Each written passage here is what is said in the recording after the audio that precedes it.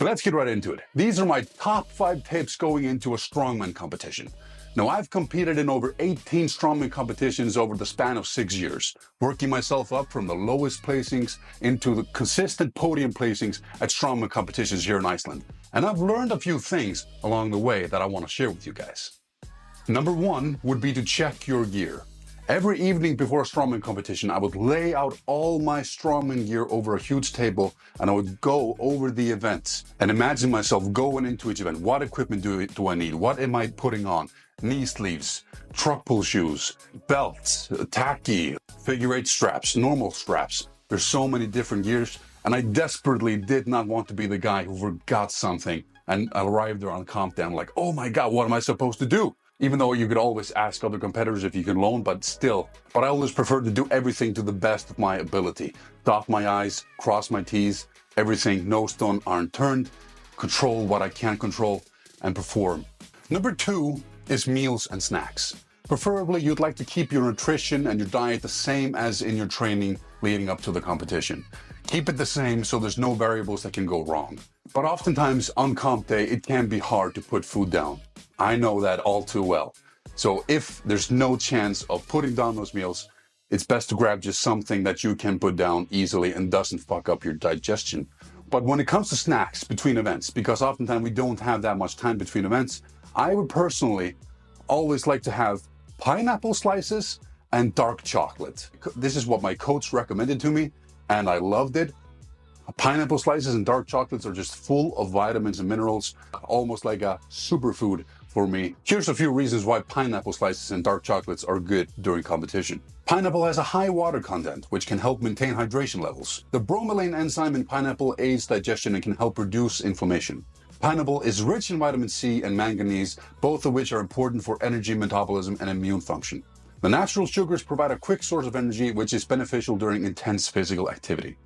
Now, the dark chocolate. Dark chocolate contains sugar and fat, providing a quick energy boost when needed. It is rich in antioxidants, which can help reduce inflammation and oxidative stress.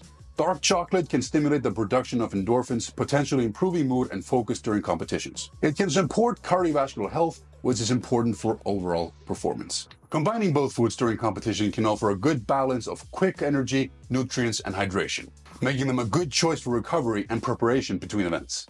My third tip would be to manage stress. Now, this is easier said than done. I understand it can be very difficult to go to sleep the evening before a competition or just get your meals down, and just the overall anxiety before performing in such a high-scale event in your mind. Even though it may be just an amateur strongman competition, it can be very stressful, especially if you want to beat this guy, and you're putting all this sort of stress on yourself to do certain things.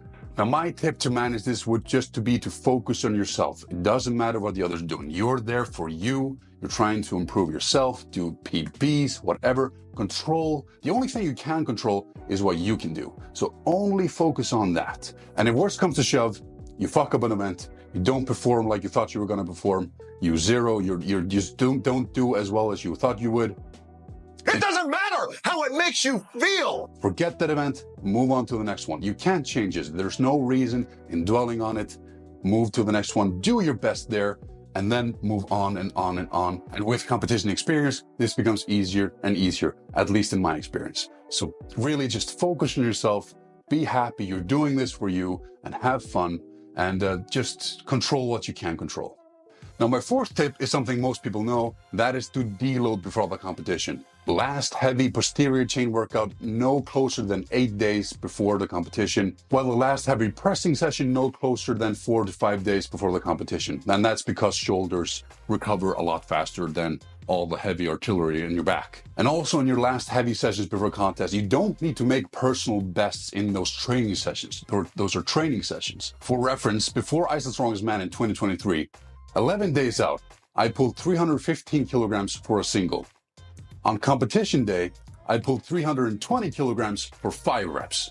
And this is something I came to realize a lot later in my career. I don't have to go to competition weight and pull that for X amount of reps or like beat what I did the year before in the training session. You can take it a little bit easier and then perform on the performance day. So in short, you don't have to absolutely destroy yourself in the last training sessions. You gotta get yourself to the competition and peak well. But of course, you do what works for you and what your coach tells you to do. But this is just what I've learned in my experience. Now, my last tip number 5, would be to aim to arrive at the event location about an hour before it starts. This will give you enough time to settle, get a look at the equipment, get your bearings, and even sometimes find out some crucial information about the event or the equipment or the environment before the event starts that you can use to your advantage. Then about maybe 35 minutes before the event starts, start doing your warm-ups, your Stuart McGill Big 3 core activation routine, and also warming up before the actual event. It's also just good to aim to get there about 1 hour before the event starts, just in case you maybe get lost along the way, something happens. There's so many variables. Now, my biggest reoccurring nightmare has been hearing somehow Magnus Ved calling my name as the next person to go into an event, and I'm not there. I'm somewhere else, trying to get there as fast as I can, and I'm too late, and I lose out on the event because I wasn't there. I've had this nightmare over and over and over and again, and I just wake up in a pile of sweat and stress, just like, no, I fucked up this huge thing. And so yeah, get there 1 hour before the event. That's what I recommend. That's what I aim to do. And it's proven to me to be a good time to aim for. So yeah, those are my top 5 tips going into a strongman competition. One extra bonus tip is to remember to have fun. Remember why you're doing this. Enjoy yourself. I'm not saying right before the event starts you need to be all laughing and lollygagging and frolicking. I'm just saying remember to celebrate your performances in the events, live in the moment, be present, have fun. Then maybe 5-10 minutes before it's your time to go in the event, that's when it's game time. That's when it's on. Then there's no laughing then. There's only focus, creating that neural density into the muscles to get the most performance that you can out of yourself. But apart from that, have fun. That's my little bonus tip. Theodore there doing amazing things. So I hope you enjoyed this video, and I hope maybe some people got something a little bit out of it, something that they can implement themselves when they're going to a strongman competition, maybe their first strongman competition. And yeah, hope you're getting closer to your goals, having fun, and I'll check you guys in the next video.